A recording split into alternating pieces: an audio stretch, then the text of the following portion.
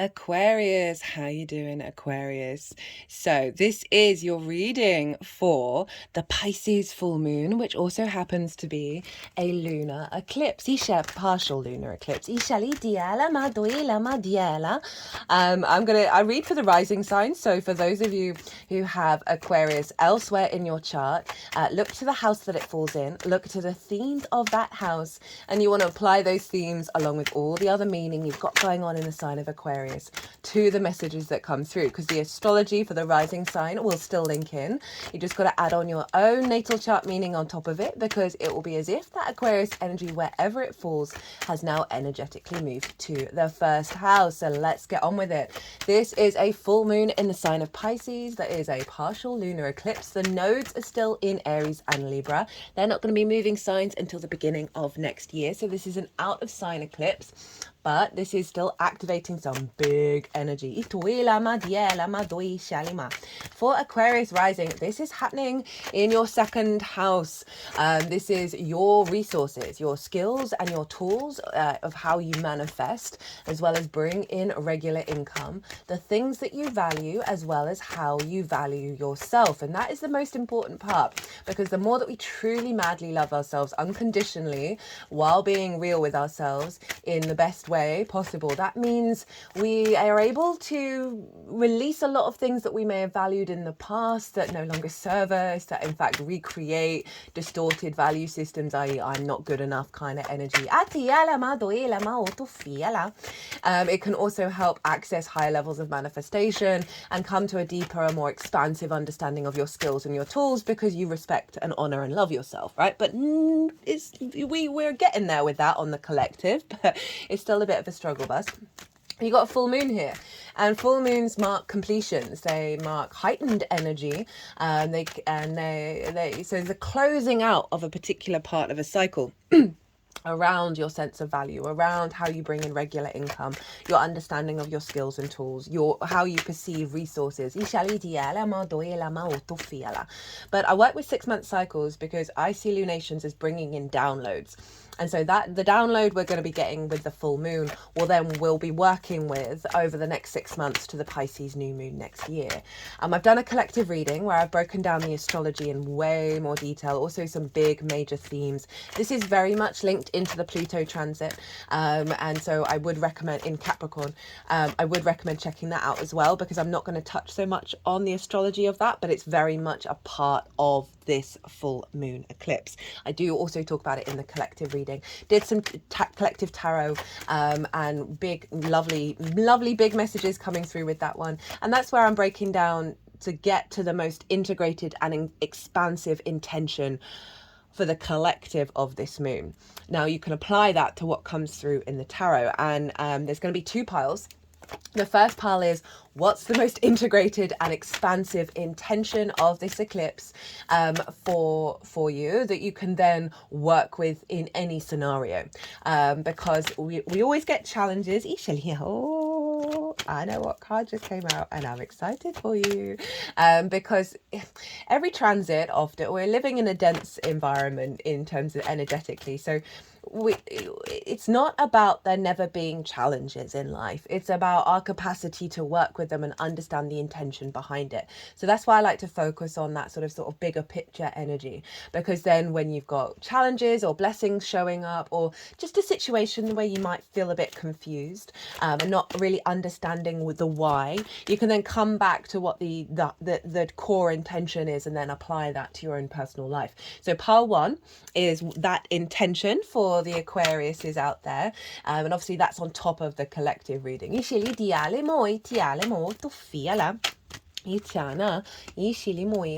Pile 2 is how to work with that energy, and amplify that energy, and you can apply what comes up in pile 2, as I say, to any challenges, any blessings, or just your day-to-day. What kind of practices is a really good idea to put in. I'm going to be pulling 2 oracle cards as well when I've finished with the tarot, to get some extra messages come through for you, my lovely Aquariuses. So that second house energy, you can see a closing out of distortions around perspective,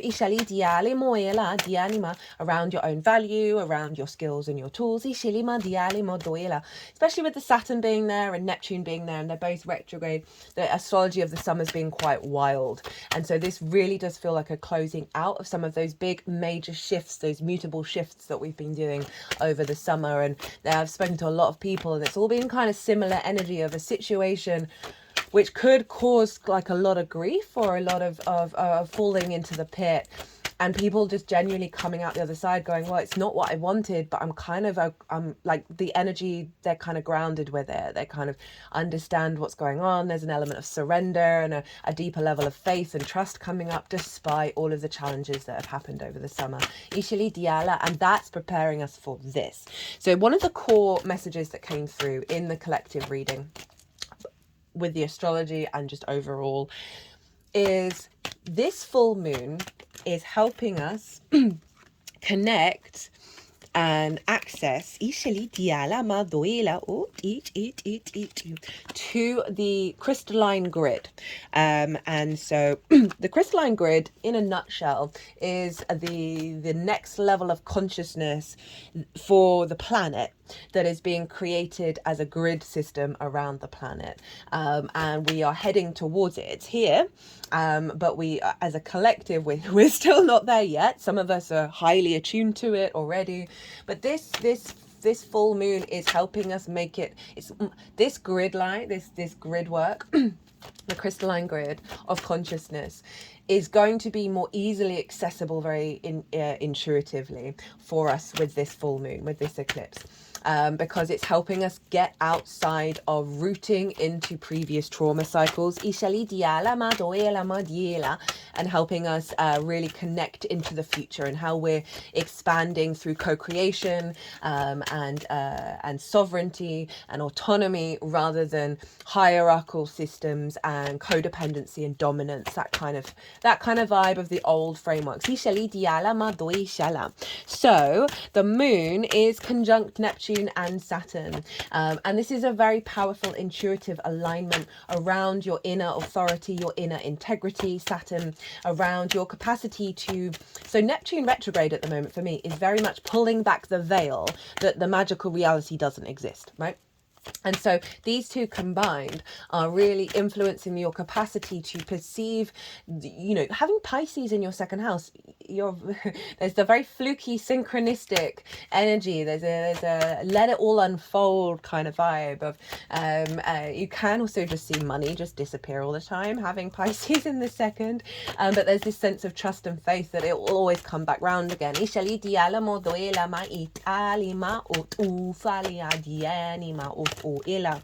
And there is just this sense of through synchronistic acts, through intuitive flow, you come into more alignment around what's the next stage you want to do with your skills and your tools. It's not really a planning rational energy. And so you're really amplifying this. You're really getting a heightened sense of that Saturn retrograde, of your inner authority, your inner maturity and your integrity in alignment with now like bringing in a frequency around the reality of the magic of the universe and how we bring that into your skills and your tools, into your resources. That's a way of accessing it in understanding that you have that as a skill, and the more that you create conscious awareness around that, the more that's going to amplify. This can also see old distortions around lack of value. If that doesn't resonate really strongly, it might be just like a thread that's still remaining in your consciousness around not being good enough, all of that stuff, not being worthy of resources, of regular income, of manifestation, of being valued, all that kind of thing. As well as an activation around a realignment of truly knowing your own value.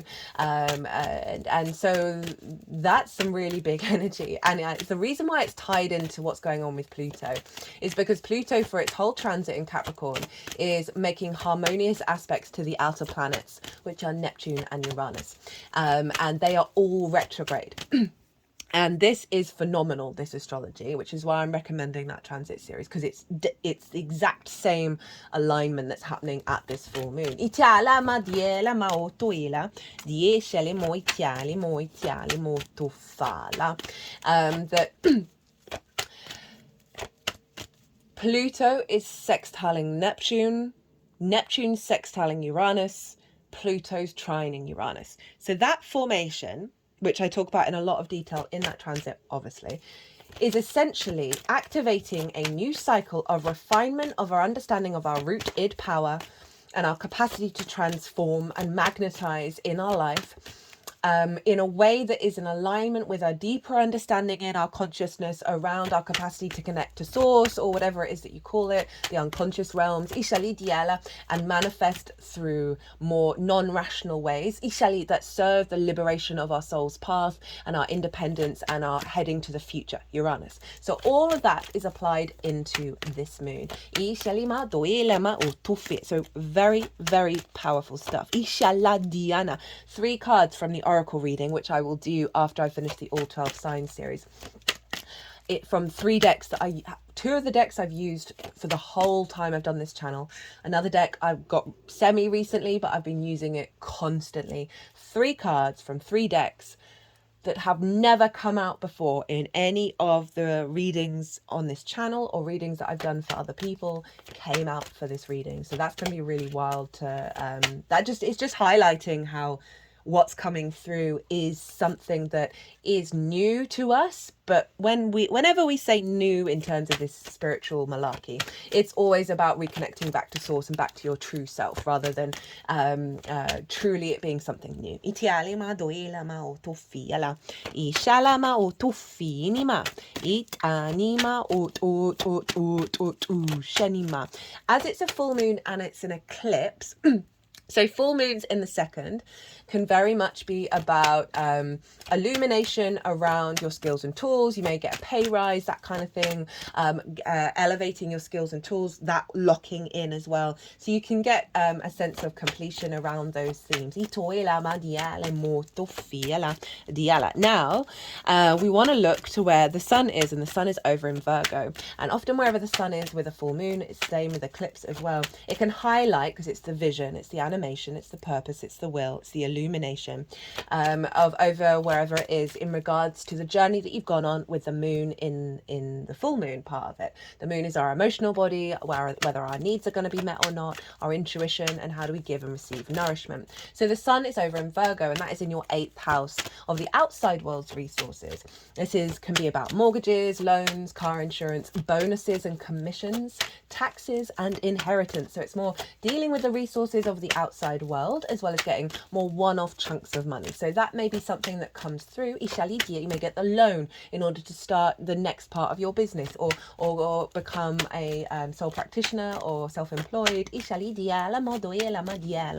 or a tax rebate or something.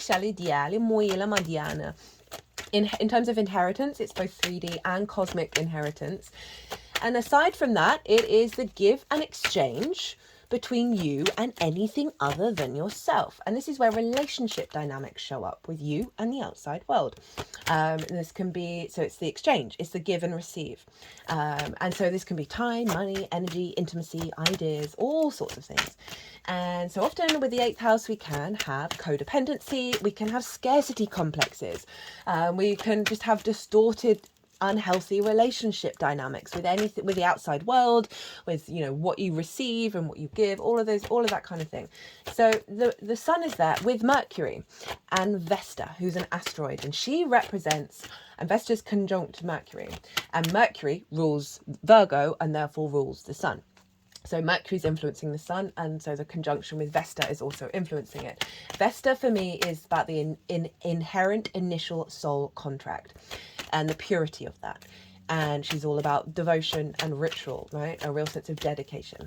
And wherever Vesta is in your natal chart, as well as transiting, she is reorientating whatever trauma, whatever old patterns, whatever sort of like sub-directories from the initial soul contract in whatever area she's in, helping clear that out and reconnect back to the inherent soul contract. So Mercury is conjunct that. in the 8th house. So this can be a reorientation around healthier relationship dynamics with yourself, the outside world, source, right? This is a very psychic house as well. Getting you back to before perhaps some jaded thing, before situations may have happened to you that may have caused you to be a bit jaded, you know, and commitment phobes, or as I said, codependency can show up here. So Mercury is about how we collect information, what information that we share, how do we perceive things, is very powerful. 1, it's in its own sign. 2, it's exalted in its own sign. It's the only planet to do that. So it's incredibly powerful at influencing the sun of what kind of downloads that we're getting. In alignment, for me, Mercury, especially Mercury in Virgo, is all about flow. The whole universe is information and how that information interacts with one another. Virgo is able to perceive where there are blockages in information, i.e., and therefore energy, that then create non-flow, right? That then sort of waste energy in a way. I mean, it never really is, but it kind of, you know, feels a bit clunky. So Virgo is very able to facilitate that. But it's also quite critical and quite judgmental, quite nitpicky. That's one of the downsides of being able to observe and put that to practical use. And so we have the Sun, Mercury investor there. Mercury is really powerful. It's just come out of its Mercury retrograde. It's gone beyond the shadow phase. And so it's really come into an alignment around healthier relationship dynamics and how we perceive that, because it was conjunct Venus. This came through in the Virgo new moon series. So Mercury is really heightening, very psychic house, your downloads, your synchronicities, your clues, the messages, the omens that you get from source, from the outside world, and how to interpret them, that are going beyond the old structures. Remember, we're drawing in the crystalline grid, and so I talk about what you can do for that in the collective reading. Now Mercury is also ruling the whole chart, by the way. So Pisces traditionally is ruled by Jupiter, so Jupiter is influencing this moon, and I talk about that in the collective reading because it's squaring the moon as well. And Jupiter is in Gemini, which is ruled by Mercury. So even though this is a Pisces moon, it's being governed by Mercury over in the sign of Virgo. And so it's really realigning perhaps some distortions around how you value yourself that have come from the outside world, or interactions from the outside world that just really don't serve you anymore, are going to be revealed. You're going to have some wisdom, some clarity around that, as well as heightened connection to your, you know, how you bring flow and bring and facilitate bringing in more resources, healthier relationship dynamics in regards to the heightened level of value system, and really moving outside of scarcity. Now, as I said, Pluto is making aspects to this moon, and Neptune and Uranus as well. So that's why I've been suggesting go to the Pluto transit, because I've done a little 12 sign series and I talk about where they are and what houses they're in. And then you can apply that to add that on to what's already come through in this reading. The only, well, there's lots of other things I could talk about, but the one I'm going to mention is Venus is opposite Chiron. And Venus rules the south node. The south node's still in Libra. Chiron is still near the north node, right? So we're bringing in the Aries Libra axis. And so Venus is opposite Chiron. Now, this can have an imprint over the next 6 months of wounds around autonomy, sovereignty, the I am of it all, with the feminine energy. Now, that's not sex specific, but it is Venus. So there can be a lot of big wounds that may come up over the next 6 months, and just know that is in order to help find a deeper wisdom and an elevation and bring it back into balance and be able to be the individual and connect to society at the same time. So that could be a quite powerful thing that just shows up for everybody over the next 6 months.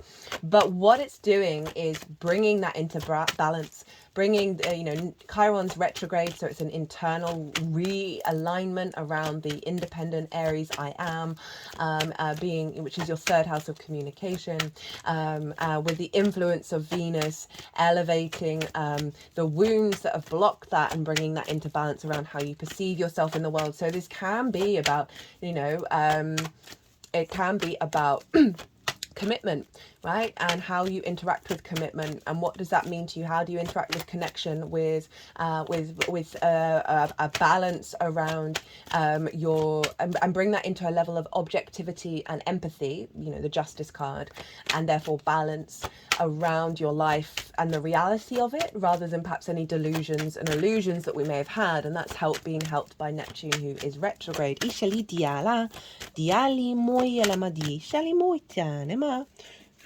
Ooh, speaking of Aries, the Emperor at the bottom of the deck. Right, let me just... everybody's getting a bonus card today. Because usually I'm doing 3 cards in the piles, but we got a 4, which is the one at the bottom of the deck.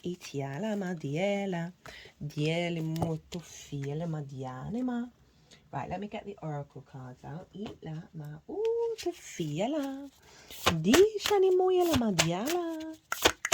Ooh, that came out quick.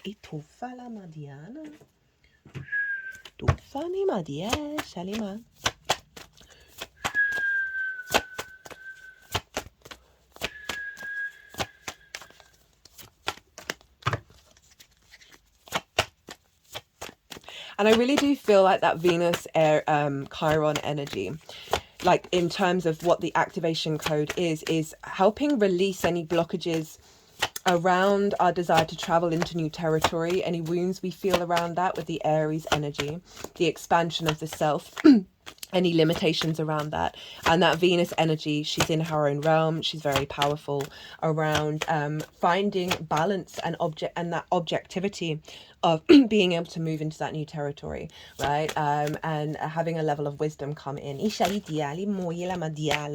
then going to serve us for finding ways of more easily connecting to the crystalline grid. Because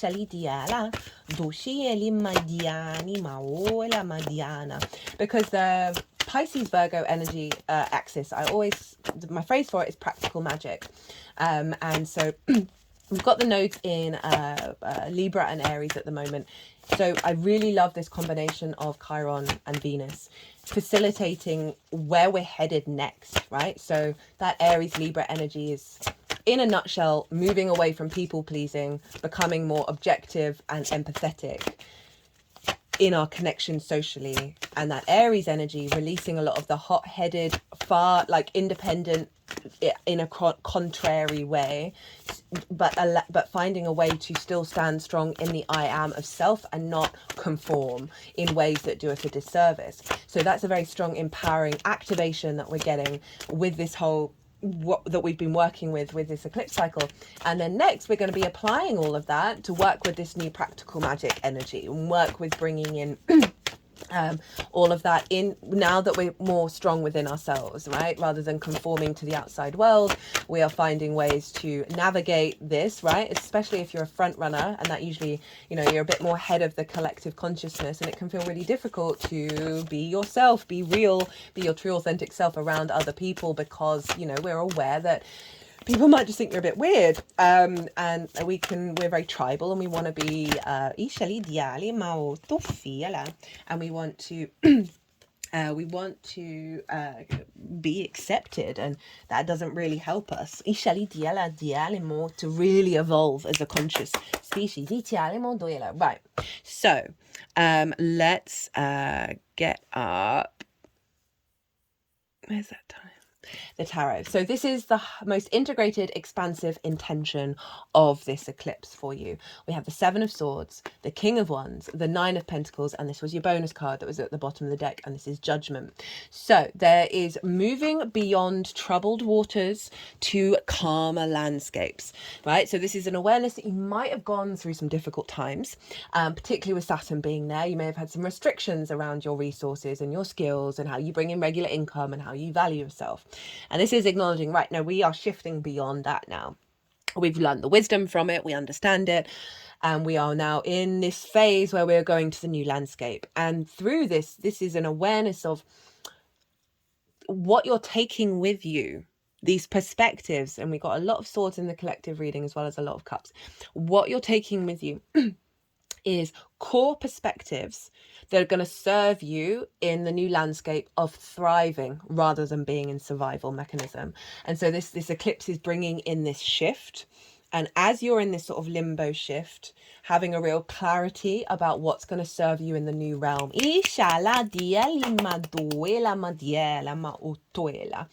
Is in fact an Aquarius card. And then we have the King of Wands. So it's saying throughout this, right, we're moving into new territory, and this King of Wands, this is the embodiment of your fire energy, of your passions, your independence, your courage, your instincts, right? Fire is very instinctive, and the King of Wands just wants to get up and go and do and be. So there's something around you getting more confidence within your spark of spirit, within who you are. And how you take action. For some of you, this may be activating a higher level of independence, of maturity, of sovereignty, in regards to your understanding of your skills, what you want to do with them, how you value yourself, and therefore how you act because of that. Very passionate, very, as I said, like it is the entrepreneur energy. Whether that means you become an entrepreneur, it's more that you become more sovereign in your frequency. Got the Emperor at the bottom of the deck, right? So even if you're working with other people in a company, you're more in your own power. Also see this as you being perceived in a more mature, king-like way around your skills and tools, which could lead to more opportunities. Then this was the first card out that made me chuckle, because it's a great card for the second house. This is Venus in Virgo, and this is a very independent energy. This figure knows what they need to do in order to get a holistic life. Happy home, happy work, happy friends, like a sense of abundance in the 3D world doesn't have to be material. A sense of there is a harvest, there is a sense of satisfaction in the way that you're manifesting, that you're bringing in regular income. But this figure knows when to say no. They know what to say yes to. So there's certain alignment coming in with that King of Wands around your instincts. That's strangely enough coming through your intuitive body, right? Your emotional body in your water. The collective reading I give lots of examples of things to do and to calibrate this energy. So you might want to go check that out. This is all very sovereign, right? Of not prioritizing work to the point where you're burnt out and you can't enjoy it, but prioritizing the actions that you're taking in your life, in the way that you perceive the world and how you manifest, in a way that is going to bring about more flow, more ease, more fun, as well as all the work, right? Very empowered cards in terms of how you value yourself as well. Again, with that Emperor, I mean, it's just kind of self-explanatory, and it's adding on from the King of Wands of like you really being in a sovereign, divine energy, that you understand the wisdom of your actions, right? And the resources that you get from the experience of those things. There's an element of control, and again a sense of being perceived in a very not an authoritarian way, but somebody of authority in what you do. And Judgment, this is Pluto. Right, Pluto has moved back into Capricorn, and as I said, very much linked into this transit, and this is about ascension, right? These are the dead. They are the color gray, which represents wisdom, and these can be old versions of self, ancestors, past lives, where something's happened that's caused grief, rage, pain, and that energy's got entangled and trapped and stagnant. Okay, they just put my hands over the solar plexus and the heart chakra. Right, wounds from the heart around how you value yourself, even if it's a deep unconscious level that you've got no clue about, have been affecting the solar plexus, right, which is how we go out in the world, the actions that we take. It's often linked into career. They are now sort of moving my hands up and down around the body, or between these, of like bringing in some harmony. So there's going to be a release of a lot of old stagnant energy in your energy field, or, you know, as I said, either old versions of self or whatever, that are going to be raised up, right? And they're going to be released. They're going to be able to transition. And this is the ascension process, right? Of getting the higher perspective. So there is a real sense of you being able to see things clearly, that you're then able to be able to take those actions that you need. But it's also an ascension of your skills and your tools, how you value yourself, potentially your income. So how to work with this energy, how to amplify this, what tools and tricks that can we do over the next 6 months that can help really bring this in. We have the Five of Cups, the Two of Pentacles, the Magician, and the Four of Wands. So the Five of Cups with the Two of Pentacles is an interesting combination and kind of sums up like the difficulty and the wound that we might be facing with this kind of eclipse. And also the kind of wounds that we face in the second house, because this is grief, right? There's a heaviness here. They're looking at the Three of Cups that have fallen over, and that's flow, celebration, ease, being around people who appreciate you, you appreciate them, abundance, joy, celebration. And then we've got the Two of Pentacles, and for me, this is the hamster on the wheel card most often. That's the main message I get with it, where this figure is like juggling lots of different things. They're focused on, I've got to keep going, got to keep going, got to keep going, got to keep going in order to get enough money, to get a roof over my head, get the food that I need today, right? That there's a lot of chaos going on in the background, that there's a lot of sort of an ease in this figure. There's movement, there's no momentum. And so often we can feel like we're grinding our gears, we're not getting anywhere, we're not, comparing what other people have had or what we've had in the past, and not necessarily feeling that in the present moment. So it's interesting that these have shown up of tools to help work you through and amplify this. So there's an element of reflection on what does this mean for you on an individual level.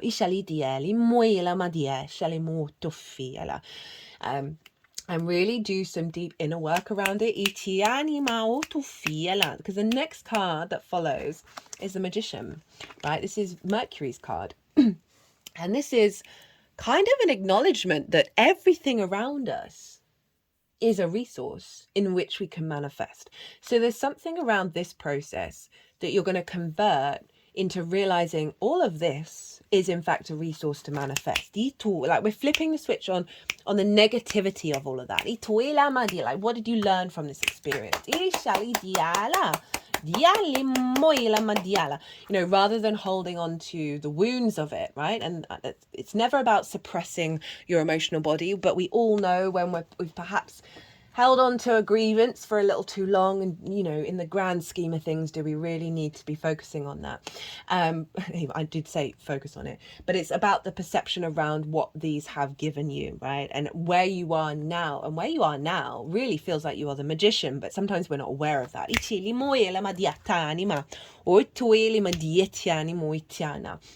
So as I said, this figure is saying, hey, it's not about denying this, but bringing this into an awareness in order to transmute that energy and become the Magician, right? And those skills and tools, and like seeing your capacity, like being very resourceful and it being an awareness of your complete environment. Everything that's going on is resources, is tools in order to bring about magic, to be able to tap into that magical reality. And we then have the Four of Wands. And whenever this card sort of turns up in this pile, for me, it's all about celebrating all the wins, even if they're tiny, right? And I feel like that's helping get out of this space as well. Because this is about milestones. This is about celebrations. And it's also about putting in the hard work and then reaping the benefits afterwards. So there's something about perhaps putting in a daily practice around elevating your skills and tools, either creating a space for it and just stepping in and seeing what your intuition is, because this is all about it is about bringing in the harvest, but you got to get to the harvest point in order to be able to reap your rewards. So there's two messages here, right?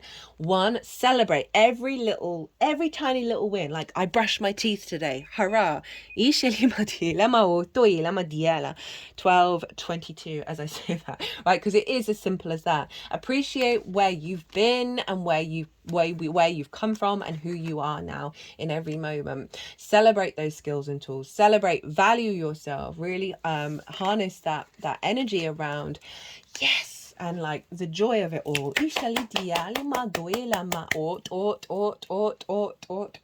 Okay, so the two cards we have: repairing the veil, forgiveness, and unity. Oh, what a card. Right,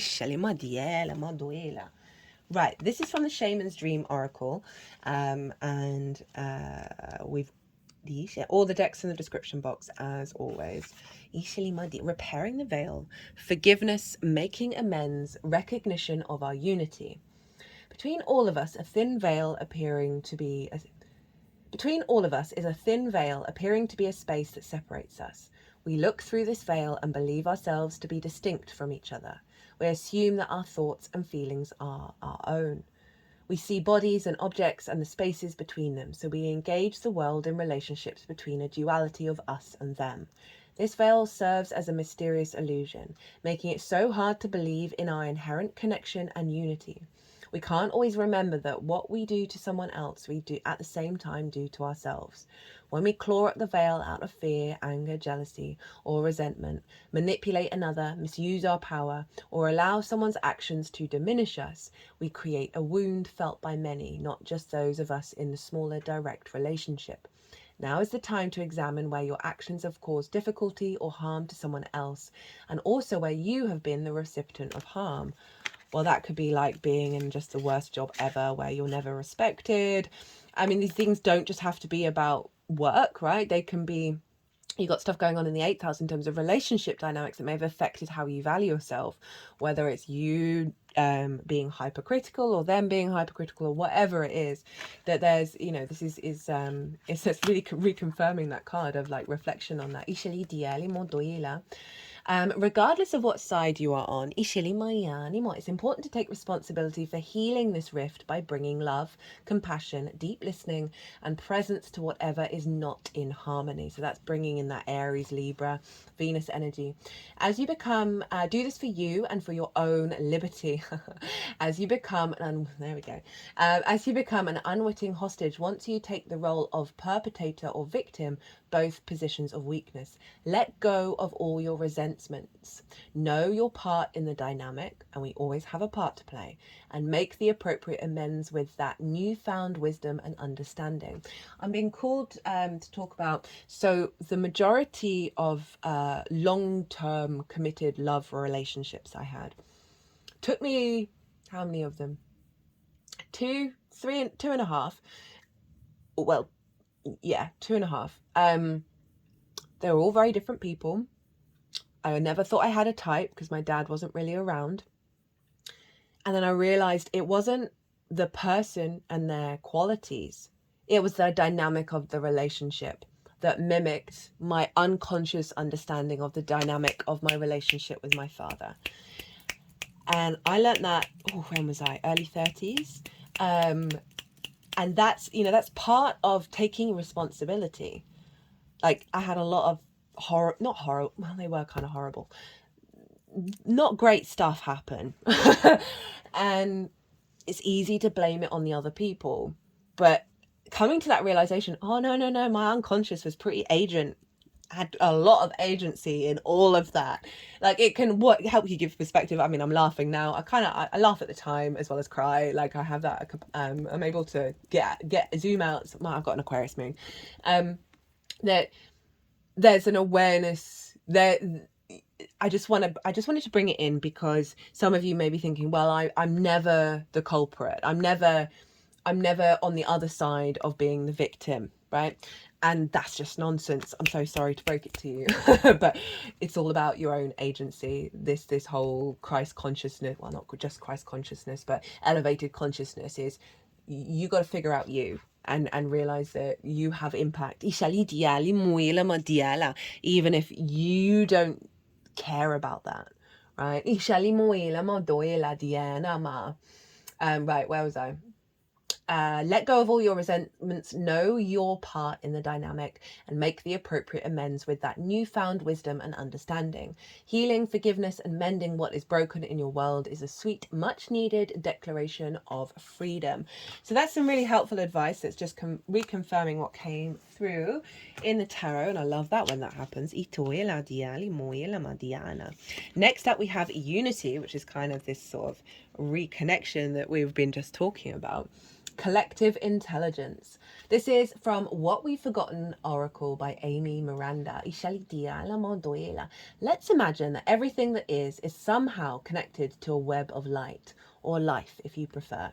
We can imagine these are threads or strands all coming from the same source and extending outward, as if we're all part of one giant woven fabric of light. Before I forget, while I was reading that, I got that this healing work is gonna help activate that crystalline grid, right? Around you truly embodying the energy that you wanna bring to the world, you know, your skills, your tools, that is then going to have an impact not only on your life but the collective. And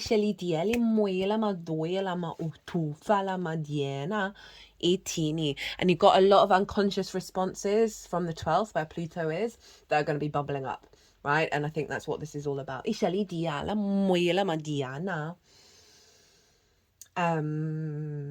there is a force or a field that connects us all, we can assume that when we experience hurt, it moves through the web of life, and someone else may feel it somewhere down the line. Oh, this is it's time to remember our collective intelligence and our own ability to chart a path to healing. We can choose a future where we grow together with ease and grace, and where we begin to learn more secrets of the universe from the universe itself.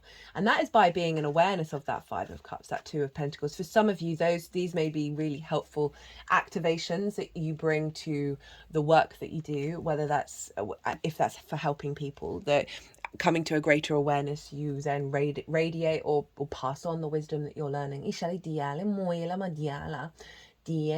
We can choose a future where we grow together with ease and grace, and where we begin to learn more secrets of the universe from the universe itself. We aren't just here to play our own game, we're here to see and contribute to the bigger objective. We have to use our magic, hello the magician, to move forwards. Research shows that experiencing positive emotional states can renew our psychology. Positive feelings and emotions such as love, connection, care, gratitude and compassion have a positive impact on our body. When we are happy and feeling connected, we receive healing from our own bodies. So it's time we remember how to connect to something greater than ourselves in order to heal our way through this. Here's the coolest part. If we're all connected by the same ocean of consciousness, hello Pisces, the individual action should eventually impact the whole. As we zoom out of our own lives, we see the full web of life. Is there a spot within you, your community, or the web of life that needs some lighting up? It might be in your own life, or it might be within the collective. Tune in and unite with the collective to notice what comes through those connections. Many hands do actually make light work. Woo! Love it. Okay, Aquarius, I'm going to leave it at that. I hope you enjoyed this reading. As always, an honor and a privilege to read for you. Be good to yourself, Aquarius. Be good to those around you. Safe travels and be well until we meet again.